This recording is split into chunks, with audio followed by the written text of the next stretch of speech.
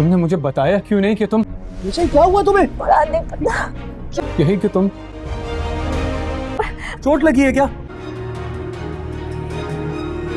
Drama serial Chaalbaaz के आने वाले एपिसोड में आप लोग देखेंगे आयजा ने शादी के बाद इस घर में आकर अपनी चालबाजियां करना शुरू कर दी हैं और वो बिल्कुल भी नहीं चाहती कि ये दोनों भाई अपनी पसंद से शादी करें। वो यही चाहती है कि इन दोनों भाइयों की बीवियां मैं अपनी पसंद से ढूंढूं और उनसे शादी करवाऊं। लेकिन आशर तो इशल को बहुत पसंद करता है और उसी से शादी करना चाहता है। लेकिन अब उन दोनों के दरमियान दीवारें खड़ी करने की पूरी कोशिश कर रही है आयजा। लेकिन आयजा सभी की नजरों में इतनी अच्छी बनी रहती है कि किसी का शक आयजा की तरफ नहीं जाता। लेकिन असल में आयजा को बेवजह की इस घर में तकलीफें हैं, जबकि जब से वो शादी करके आई है उसने ऐसा कोई भी काम नहीं किया। लेकिन फिर भी वो ऐसे जताती है जैसे सब कुछ वही करती है और सारी जिम्मेदारियां उसने अच्छे से संभाली हुई हैं। इस पूरे घर को उसने अपनी बातों में बेवकूफ बना रखा है और सभी लोग उस पर अंधा एतमाद भी करते हैं, क्योंकि जाहिर सी बात है वो जिस तरह की बातें करती है उसकी बातों से यही लगता है कि वो वाकई एक जिम्मेदार लड़की है और उसे अपनी जिम्मेदारियों का एहसास है। लेकिन असल में वो अपनी माँ की पढ़ाई हुई बच्ची है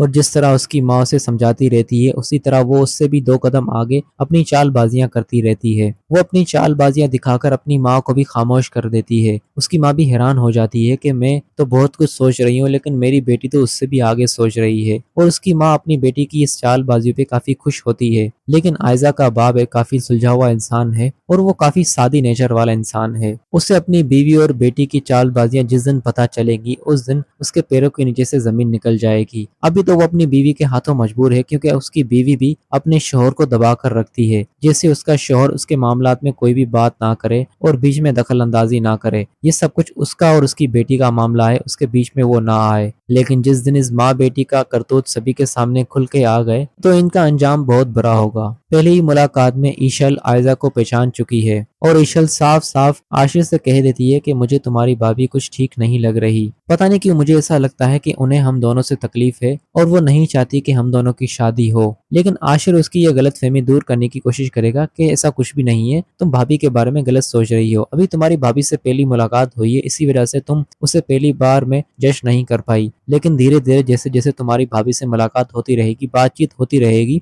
तो तुम्हें उनका नेचर अच्छे से पता चल जाएगा। वो बहुत अच्छी है, हमारे पूरे घर को उसने अच्छे से संभाला हुआ है। क्योंकि आशिर को तो बेवकूफ बना चुकी है आयजा, अब बस ईशल को बेवकूफ बनाना बाकी है। लेकिन ईशल उसकी बातों में आने वाली बिल्कुल भी नहीं।